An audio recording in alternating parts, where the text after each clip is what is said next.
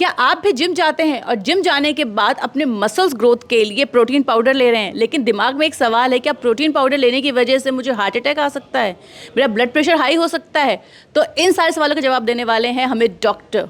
Sir, over to you. बताइए, क्या वाकई प्रोटीन पाउडर लेने से हार्ट अटैक आता है या हार्ट अटैक के प्रॉब्लम्स बढ़ रही हैं? धन्यवाद। मेरा नाम है डॉक्टर समा अकबर। मैं कार्डियोलॉजिस्ट हूँ। चेन्नई ऑक्सीमेड हॉस्पिटल्स में कंसल्टेंट हूँ। तो प्रोटीन पाउडर अक्सर उसका कॉन्स्टिट्यूशन के हिसाब से हम बोल सकते हैं। तो मार्केट में कई गुने कितने वैरायटीज़ के प्रोटीन पाउडर मिलते हैं और उसके वजह से हमको बहुत सारे चॉइसेस हैं। ये सही प्रोटीन पाउडर कौन सा है हमको पता नहीं है, तो थोड़ा सा रिसर्च करना पड़ेगा बिफोर यूटिलाइजिंग प्रोटीन पाउडर। हमको एक कितना प्रोटीन चाहिए, कितना रेशियो चाहिए, वो हमको पता लगना चाहिए पहले। तो बिफोर स्टार्टिंग वर्कआउट तो पहले आपका वेट कितना है। सपोज़ आप 60 kgs हो, required daily allowance RDA recommended by WHO 1 gram of protein is required पर kg बॉडी वेट। उतना ही काफ़ी है।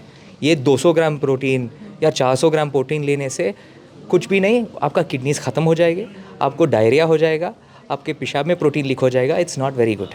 सो लिमिटिंग इट टू 1 ग्राम पर kg बॉडी वेट, वही तो एक अच्छा मसला है और वो हमको टारगेट करना चाहिए। और कौन सा ब्रांड है, हम अगमार्क या कोई रिसर्च करके, there are lot of apps now, वो QR कोड स्कैन करके उसका ऑथेंटिसिटी, कितना एक्चुअल कॉन्सेंट्रेशन है, कौन सा कंपनी है, क्या डेरिवेटिव है, उसमें कौन से अमीनो एसिड्स है, वो भी हम पता लग सकते हैं। उसमें क्रिएटिनिन है क्या नहीं।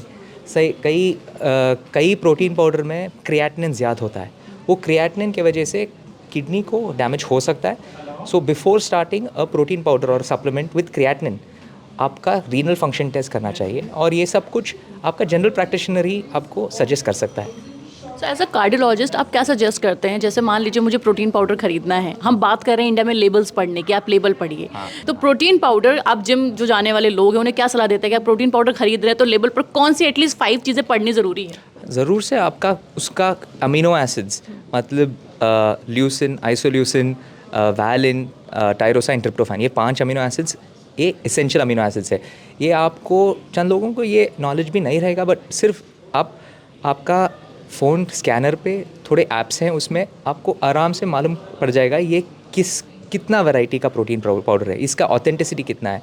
ये ऐप चेकर तो है ही है, तो आप वो चेक करके उसके बाद आप प्रोटीन पाउडर ले सकते हैं। और प्राइस रेंज भी अलग अलग होते हैं। Better to take rather than buying हमारे लार्ज ऑनलाइन ऐप से, इन स्टोर या एटलीस्ट छोटे से हमको पता लगना चाहिए कौन सा है सोर्स है और कब है प्रोडक्शन।